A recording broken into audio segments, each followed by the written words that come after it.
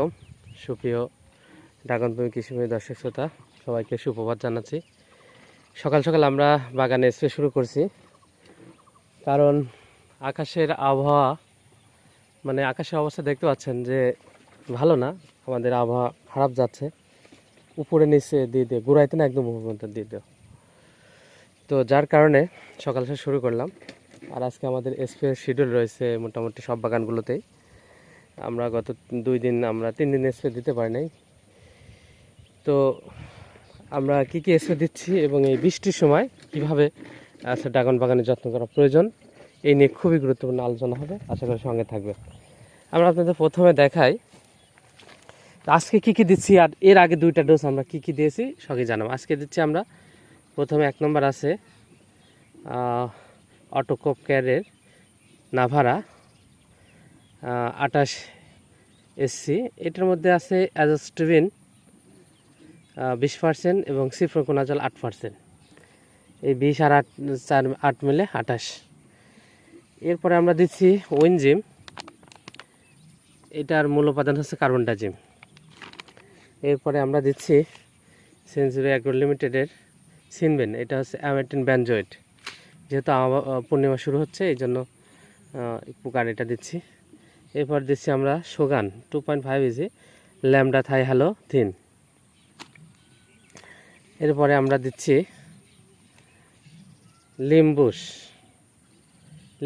এটা 10 EC cypermethrin আর কি। তো এই যে আমরা 5টা দিচ্ছি, এই 5টা কোনটা কি কাজ করবে সেটা আমরা একটু বলি, এরপরে আমরা বিস্তারিত আলোচনা করব।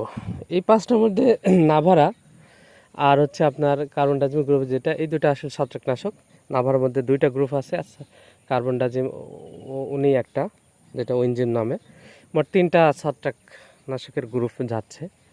3টা গ্রুপ হলেও এখানে 2 ধরনের ছত্রাকনাশক যাচ্ছে, একটা তরল একটা পাউডার। আচ্ছা, এটা হচ্ছে ছত্রাকনাশক। এরপরে আমরা সুগান দেখালাম, অর্থাৎ ল্যামডা থাই হ্যালো থিন। এটা হচ্ছে আপনার কি করে মাকড় এবং চাবানো পোকা, বিভিন্ন পোকা দমনের জন্য কাজ করে। এরপরে 10 EC সাইপারমেথিন, যেটা আমাদের এই যে এখন ডাই50, দেখতে পাচ্ছেন যে ডাই50 এখানে অ্যাটাক করতেছে বৃষ্টির পর। এবং এই যে কুড়ি আছে, এই কুড়িটা আলহামদুলিল্লাহ আমাদের ভালো পরিমাণে আছে, দেখতে পাচ্ছেন। বড় ধরনের পর ছোট ছোট ধরন ছিল, এরপরে এই ধরনটা মোটামুটি এই যে ফল সেট হয়েছে একটু ভালো। এরপরে আবার এই কুড়িটাও আলহামদুলিল্লাহ ভালো পরিমাণে আছে, আমাদের সব বাগানগুলোতে আছে আলহামদুলিল্লাহ। তো এটাতে এখন ওই সাইপারমেথিন 10টা দিতে হবে, সাইপারমেথিন যেটা 10 EC। এটা কি করবে, এটা আপনার ডাই, পিঁপড়া, মাদ্রাই এই জাতীয়গুলোকে দমন করবে। আচ্ছা, এরপরে আমরা আরেকটা দিচ্ছি অ্যাবামেটিন ব্যানজয়েড, যেটা হচ্ছে আপনার লেদা পোকা বা অন্যান্য আপনার ডগা ছিটকারী ফল ছিটকারী পোকার দমনের জন্য কাজ করে। তো এই মোট 5টা আমরা আজকে একত্রে মিক্সার করে দিচ্ছি। এর সাথে আমরা আঠা দিয়ে দিচ্ছি। আঠা বলতে সিলিকন, যেটা বৃষ্টির সময় গাছে দ্রুত ছড়ায় পড়ে এবং গাছে দীর্ঘ সময় ধরে রাখতে সাহায্য করে। যেহেতু আকাশে মেঘ আছে, বৃষ্টি যে কোনো সময় হইতে পারে, তো এই রিস্ক নিয়ে আমরা কিন্তু আসলে দিচ্ছি। তো এই সময় আসলে স্প্রে দেওয়া কিন্তু খুব একটা দুর্দান্ত সাহসের কাজ। আমাদের এক বড় ভাই আছে, ইমরুল কায়েস রবি ভাই, ওনারও ড্রাগন চাষ আছে, অন্যান্য চাষ আছে। তো ভাই এর আগে একটা কথা বলেছিল, কথাটা খুবই ভালো লাগে। তো ভাই বলছিল যে এই যে মেঘলা আকাশ বা মেঘাচ্ছন্ন অবস্থা, যে কোনো সময় থমথমে পরিস্থিতি, যে কোনো সময় বৃষ্টি আসতে পারে। তো এরকম পরিস্থিতিতে বাগানে কীটনাশক বা ছত্রাকনাশক বা এক কথায় স্প্রে দিতে গেলে আসলে বুকের পাটা লাগে বা সাহসের দরকার হয়। তো আসলে সাহস ছাড়া আসলে দেওয়া কিন্তু কঠিন। এটা কেন বলতেছি, এর কারণ হচ্ছে গত 3 দিন আগে আমরা একটা ডোজ দিয়েছি, তার 3 দিন আগে আবার আরেকটা ডোজ দিয়েছিলাম। মোটামুটি 3 দিন পর আজকে 3টা ডোজ পড়তেছে। তো সবগুলো ডোজেই দেখা যাচ্ছে যে যেমন লাস্টের ডোজটা দেওয়ার সময় আমাদের এখানে 2টা বাগান দেওয়ার পরে আরেকটা বাগানে দিতেই পারে নাই, 20 গুলায় রাখছে, বৃষ্টি ঝমঝম করে চলে আসছে। যাক পরের দিন ওইটা দিছি। এরপরের আমাদের বড় বাগানটা ডিম ড্রাগন অ্যাগ্রো ফার্মেও এরকম দেখা যাচ্ছে যে আমরা স্প্রে দিয়েছি, স্প্রে দেওয়ার পরে তারপর কিছুক্ষণ পরে বৃষ্টি চলে আসছে। তার আগের ডোজটাও তাই। আসলে এখন জুলাই মাস সবচাইতে বৃষ্টি বহুল মাস, আষাঢ় শ্রাবণ মাস, আমাদের বর্ষাকাল, বৃষ্টি এখন বেশি হচ্ছে হবে। তারপরে নিম্নচাপ রয়েছে,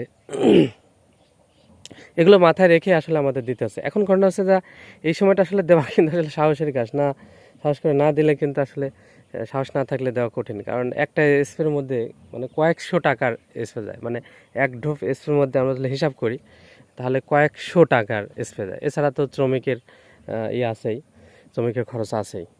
তো যদি মানে দিতে দিতে বৃষ্টি চলে আসে তাহলে কিন্তু অনেক টাকা এখানে আসলে গড়ছা যায়, মানে আসলে কাজই করে না। অন্তত দেওয়ার পরে 1-2 ঘন্টা 3 ঘন্টা থাকলে ভালো কাজ করে। 1 ঘন্টা পর বৃষ্টি আসলে তাও মোটামুটি 50% 60% কাজ করে, 50% কাজ করে।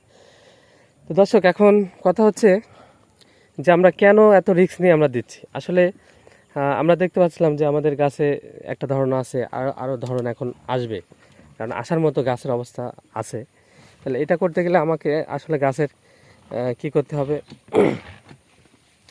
গাছকে আমাদের নিয়ে ওদের ট্রিটমেন্টটা আমাদের চালিয়ে যেতে হবে, ট্রিটমেন্টটা রাখতে হবে। এর মধ্যে ছত্রাকনাশক সবথেকে গুরুত্বপূর্ণ। এর মধ্যে আমরা কয়েক ধরনের ছত্রাকনাশক স্প্রে করছি।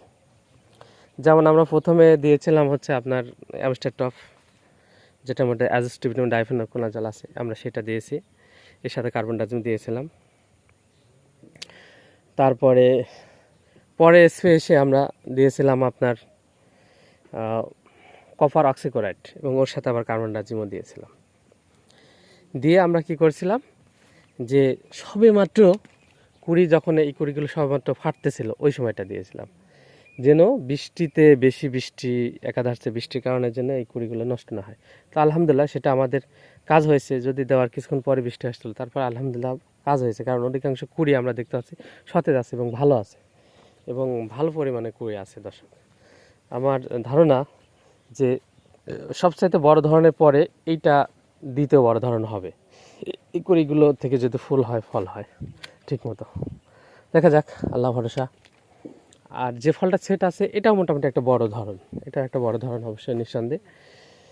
তো এই যে আমরা 2-3 দিন পর পরই আমরা মানে ধরতে গেলে 8-9 দিনের মধ্যে আমরা 3টা স্প্রে দিয়েছি, এবং এখানে কমন ছত্রাকনাশক ছিল।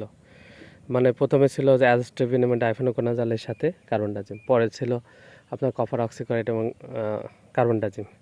এরপর এখন আমরা দিচ্ছি অ্যাজোস্টিবিন প্লাস সিফনোকোনাজল এবং আপনার কার্বনডাজিম।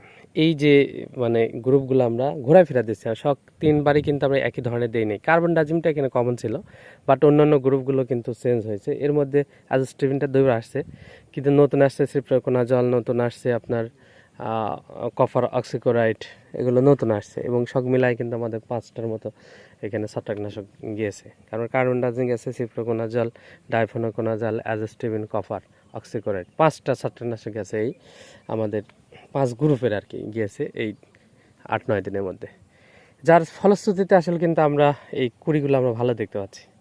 তো অনেকেই যে বৃষ্টি দেখলে, মেঘ দেখলে আসলে কাজ বন্ধ করে দেয় বা কাজ করায় না, বা আপনার স্প্রে দেয় না, এতে কি হয়, গাছে ছত্রাকের অ্যাটাকটা বেড়ে যায়, ছত্রাক ব্যাকটেরিয়া, এবং গাছে আসলে কিন্তু নতুন কুড়ি আসলে এগুলো টিকে না, নষ্ট হয়ে যায়, এবং ফলেও কিন্তু আপনার বিভিন্ন ছত্রাক অ্যাটাক করে ফল নষ্ট করে ফেলে।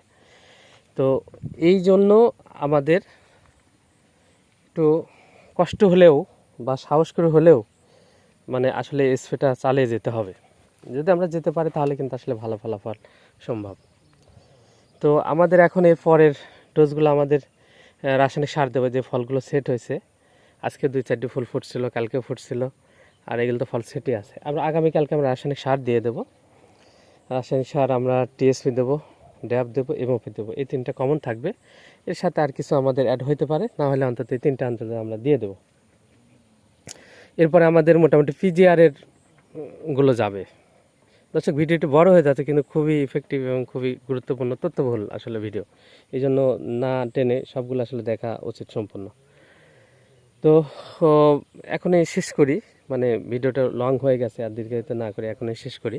তো শেষের আগে একটু কথা বলি যে আমাদের এখন পরবর্তীতে আমরা আসলে বিভিন্ন ধরনের পিজিআরগুলো আমরা ইউজ করি, যেমন বায়োফার্টি, হ্যাঁ, তারপরে আপনার 4CPA, এরপরে আপনার হচ্ছে সমুদ্র শৈবাল, মানে সিউইড এক্সট্রা বা সিউইড থেকে তৈরি যে বিভিন্ন আপনার যে পিজিআরগুলো আছে ওইগুলো আপনারা দিতে পারেন। আপনারা লিটোসিন দিতে পারেন, মিরাকুলান দিতে পারেন, আপনারা দিতে পারেন হচ্ছে পোটোজিম দিতে পারেন, বিভিন্ন ধরনের পিজিআর আছে, এগুলো দিবেন। অনুখাদ্য দিবেন, মানে চিলেটেড জিঙ্ক, সালফার, বোরন, এগুলো স্প্রে করবেন। তারপরে এনপিকেএস, এগুলো আপনারা গাছে স্প্রে করবেন। এগুলো স্প্রে করলে গাছের গ্রোথ ভালো থাকবে এবং এই ফলগুলো বড় হতে, পুষ্ট হতে সাহায্য করবে। তো ধন্যবাদ সবাইকে, আল্লাহ হাফেজ।